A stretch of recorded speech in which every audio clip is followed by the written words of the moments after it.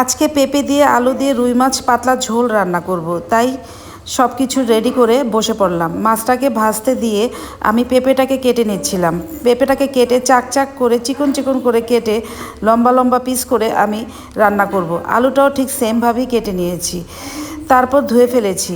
সুন্দর করে ধুয়ে এক সাইড করে রেখে দিলাম। রেখে দিয়ে মাছটাকে ভেজে নিয়েছি। মাছটাকে ভেজেছি অল্প করে, অত বেশি কড়া করে ভাজিনি। মাছটা যখন ভাজা হয়ে গেছে তখন মাছটা আমি নামিয়ে ফেলেছি। আর চুলায় গ্যাস কম ছিল বলে রাইস কুকারে ভাত বসিয়ে দিলাম।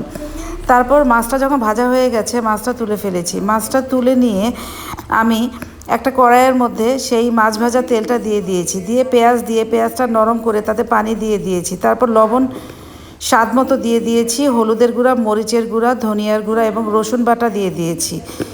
মশলাটা কষিয়ে পেঁপে এবং আলু আমি দিয়ে দিয়েছি। দিয়ে ভালো মতো সিদ্ধ করে তাতে পানি দিয়ে দিয়েছি, কারণ আমি ঝোল করে রান্না করব।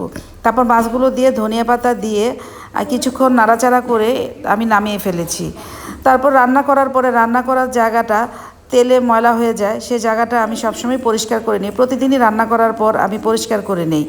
সুন্দর মতো পরিষ্কার করে নিলে জায়গাটা দেখতে ভালো লাগে। আর স্ট্যান্ড বাই কাজ করলে কাজটা আর জমে থাকে না, তাই কাজটা করে ফেলেছি। তারপর এই যে আমার রান্নাটা সুন্দর হয়ে গেছে।